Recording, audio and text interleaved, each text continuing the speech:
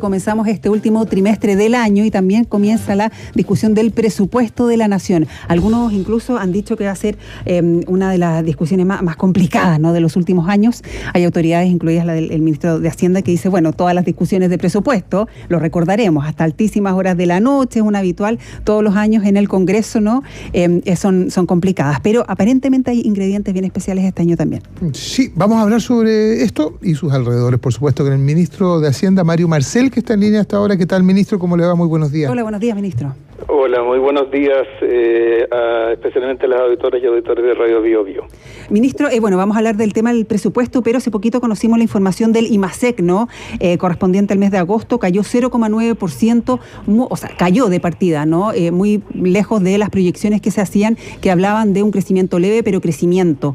¿Qué le parece esa cifra? Sí, bueno, es una cifra que está por debajo de lo esperado. Nosotros en esto tendemos a mirar no solo la variación anual, porque la variación anual refleja lo que pasó hace un año atrás, tanto como lo que refleja ahora, sí, sino que también la variación mensual desestacionalizada. ¿Ya? Entonces tuvimos en este caso cifras negativas en los dos casos, así que no es una buena cifra. Básicamente hay que entrar en el detalle para entender de dónde viene. Primero, en lo que es la comparación en 12 meses, hay que tener claro que el mes anterior, el mes de julio, tuvimos una cifra bastante positiva, porque el año anterior, en julio, había habido unas vacaciones, un adelanto de vacaciones o extensión de vacaciones de invierno ligados a los temas de COVID y otros factores. En este caso, en el dato ahora de agosto, incide el paro de profesores que duró como una semana y que incide sobre la actividad de los servicios, que es justamente el sector con la cifra más negativa en el IMASEC. Ahora, por el lado del vaso medio lleno, lo que uno puede ver también en este IMASEC es que tres sectores que habían estado muy débiles en observaciones anteriores comienzan a repuntar. Eso incluye la industria manufacturera, el resto de bienes, que incluye la construcción y la producción de electricidad y agua, y el comercio. Entonces, básicamente lo que está tirando para abajo los datos es este dato de servicios, que como sector retrocede 0,9% en el mes, o sea, es un ajuste importante por las razones que les mencionaba. Y por otro lado tenemos cifras positivas en industria, resto de bienes y comercio, que eso es más alentador. Pero es una mala cifra, perdón, de todas maneras es una mala cifra. Es una cifra por debajo de lo esperado, que responde a factores que son más bien puntuales del mes y que esperamos que pueda ser revertida en las cifras que siguen. No es preocupante, se lo pregunto también por la proyección que se hacía para este año, ¿no? Usted en una entrevista ayer decía que para este año, claro, de pasar a 0,2%, ahora se espera un crecimiento de 0%. ¿Eso cambia con esta cifra que conocimos hoy?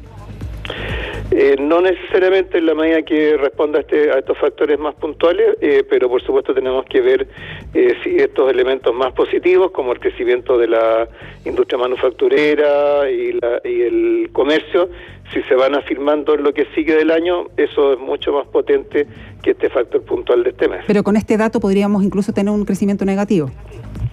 O sea, hemos estado, desde que ya desechamos que la economía cayera 2%, 1,5%, hemos estado fluctuando en torno al cero. A veces se habla de cifras levemente positivas, otras levemente negativas, pero estamos básicamente en ese nivel para el conjunto del año. Pero lo que es muy importante es la trayectoria que se siga en el año. O sea, nosotros el trimestre negativo que tuvimos fue el segundo trimestre. Para el tercero y cuarto esperamos cifras positivas. Y va a ser relevante también, especialmente a propósito de la discusión sobre el presupuesto, que es la proyección de crecimiento para el próximo año, dada la pretensión del gobierno de aumentar el gasto fiscal en un 3,5%. Entonces la pregunta que se hace con la proyección de crecimiento para el próximo año, que sería alrededor de 1,8%, ¿cómo se financia ese 3,5% de aumento en el gasto fiscal, ministro? Sí, bueno, primero tengamos claro que nuestra proyección de crecimiento en el presupuesto, y que la vamos a explicar mañana con más detalle, es de 2,5% para la actividad económica. Ya es algo más grande algo mayor que la que tiene el mercado. También hace un año atrás teníamos cifras mayores que las del mercado y nuestras expectativas estuvieron más cerca de la realidad que las del mercado, así que esperamos que ahora ocurra lo mismo. Ahora el 3,5% de expansión del gasto público es producto de la aplicación de la regla fiscal que estamos usando en Chile desde el año 2001, que es esta regla de balance estructural. Entonces, con esa regla, nosotros fijamos el crecimiento del gasto de acuerdo al crecimiento de los ingresos estructurales. Esto es sacándole a los ingresos que uno proyecta los elementos que son más coyunturales o propios del ciclo y que tienen un carácter transitorio. Entonces, para eso lo que se hace es que se convoca a un comité de expertos para estimar un crecimiento tendencial del año, ¿ya? Y también a otro grupo que estima el precio del cobre de largo plazo, un promedio para los próximos 10 años. Y con eso se estiman los ingresos estructurales y se calcula el crecimiento del gasto. Entonces, en este caso, teníamos esos comités de expertos nos dieron un crecimiento del producto tendencial del 2,4% y un aumento del precio del cobre de largo plazo. Entonces ese segundo elemento permite un crecimiento mayor que el crecimiento del producto tendencial. O sea, no se estaría gastando más de lo que ingresa. Claro, y a eso se agrega que vamos a tener un aumento de los ingresos provenientes del royalty minero. Vamos a empezar a recaudar recursos del royalty minero. Vamos a tener un aumento de la producción de cobre, de la producción minera, que este año estuvo más débil, pero que ahora están entrando en operación nuevos proyectos, así que la producción minera va a aumentar el próximo año. Y también están, por supuesto, los ingresos del litio. Entonces, todos esos elementos ayudan a tener un crecimiento del gasto algo mayor que el producto, pero que responde a la proyección de ingresos más estructurales de la economía. Ahora, eso igual implica un déficit fiscal, y ese déficit fiscal se financia básicamente con la emisión de deuda, de bonos que se colocan en el mercado local y en los mercados internacionales. ¿No hay un riesgo de seguir endeudándose tanto? Yo sé que es necesario, ministro, pero el nivel de deuda que lleva nuestro país, el pago de intereses, en fin, ¿no es una preocupación? Por supuesto, siempre tenemos que estar preocupados del nivel de endeudamiento, pero la lógica de los estados, así como puede ser la de las empresas, no es necesariamente endeudamiento cero. ¿Por qué? Porque, países que están en desarrollo, que están invirtiendo, que están desarrollando su infraestructura, es lógico que, ¿cierto?, la financien con algo de deuda. El punto es que esa deuda sea manejable, sea claro. Nosotros en Chile tenemos niveles de deuda bastante menores que otros países emergentes y que otras economías comparables a la nuestra. Y nos fijamos un techo de deuda cuando se actualizó la política fiscal, un techo de deuda de 45% del producto. En el año 2024 vamos a estar llegando más o menos a 41% del producto, y con la trayectoria política fiscal que está fijada para los restantes años de este cuatrienio, ya no debería pasar de ahí. O sea, vamos a estar incluso por debajo del techo que nos fijamos nosotros mismos. Ministro, voy a tratar de aterrizar la discusión del presupuesto a la vida de las personas para entender cómo alguien podría tener una expectativa creíble para el próximo año de que su vida efectivamente podría mejorar. Y esto a propósito de las cifras de desempleo que conocimos también durante la semana pasada, que son del 9% en la región metropolitana, bordean casi los 2 dígitos.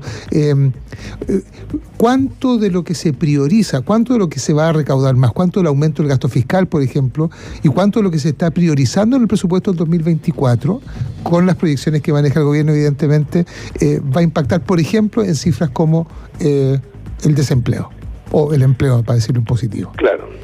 Bueno, el presupuesto del 2024 tiene 3 focos, que son los de seguridad pública, seguridad social y seguridad económica. En seguridad social, por ejemplo, hay un aumento muy grande del gasto en salud, que aumenta más de 8% en términos reales, absorbe con más de un tercio de todo el crecimiento del gasto para el próximo año. En seguridad pública hay un aumento de 5,7% del gasto en el equipamiento de las policías, en las dotaciones de carabineros, en la protección y el apoyo a las víctimas de delitos, y en la seguridad económica, que es a donde se dirige su pregunta, es cierto, tenemos, por ejemplo, un aumento importante en vivienda. El presupuesto del Ministerio de Vivienda va a crecer 12%. Eso va a significar que se van a estar construyendo 120.000 viviendas. Todo eso genera empleo. La construcción de vivienda es una industria, cierto, que genera trabajo para los trabajadores de la construcción. También vamos a tener una consolidación de los programas de incentivo a la contratación del Ministerio del Trabajo. Vamos a tener más recursos para regiones y municipios para proyectos de desarrollo local, que también tienden a ser bastante intensivos en mano de obra. Entonces, con todo esto, más el crecimiento que se prevé para el año, estimamos que se van a crear el próximo año entre 100 y 120.000 empleos adicionales. Entonces, eso va a permitir, ¿cierto?, revertir esta tendencia o este clima más débil en el mercado del trabajo que hemos tenido últimamente. Ministro, en términos, se nos va el tiempo, pero preguntarle por la discusión misma, ¿no? Ya no tanto lo técnico, sino que la discusión se ha dicho que va a ser la más dura en décadas. También se ha dicho que no hay discusión de presupuesto que sea más simple. Pero ¿cómo ve usted el ánimo para hacer una discusión tan importante como es la de presupuesto, considerando el tema fundaciones, considerando el tema del proyecto de constitución, considerando las elecciones próximas, el rol también de Javiera Martínez? Sí, bueno, yo diría lo principal, lo que es un desafío particularmente importante para el presupuesto es incluir en sus normas, las normas sobre cómo se ejecuta el gasto, es cierto, todas las correcciones necesarias para prevenir situaciones como las que se produjeron en el caso de Democracia Viva. Nosotros llevamos ya más de 2 meses trabajando en esto. Tenemos modificaciones en el articulado de la ley de presupuesto, tenemos más de 500 modificaciones en las glosas presupuestarias, que son las normas que regulan la ejecución de cada uno de los presupuestos. Tenemos ajustes en las clasificaciones de gasto, es decir, hemos hecho un trabajo bien exhaustivo para incorporar todos los cambios necesarios. Pero eso, perdón, se está considerando, le pregunto por el ambiente también, porque hay muchas cosas que efectivamente se incorporan, ¿no?, en el proyecto, pero hay un ambiente político que quizás puede ser adverso. ¿No tiene un temor que se contamine con lo político, con lo coyuntural, con las polémicas, con el aprovechamiento político quizás? Sí, bueno, uno tiene que lidiar con la política que hay.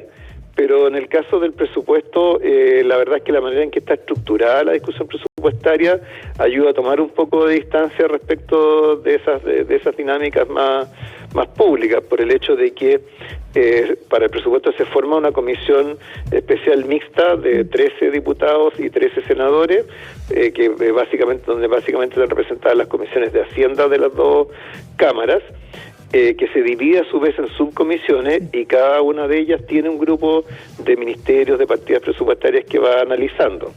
Entonces ahí concurre el Ejecutivo, los parlamentarios, y se va viendo con mucho detalle lo que hay dentro de cada presupuesto. Entonces es una discusión que tiende a ser más técnica de lo que es habitual en lo que uno ve en el debate político. Ministro Mario Marcel, ministro de Hacienda, le agradecemos el tiempo que se ha dado para conversar con el Expreso Bio Bio. Gracias, muchas gracias. Buenos días. Muy bien, muchas gracias a ustedes por la invitación y un muy buen día para todas y todos. Gracias, ministro.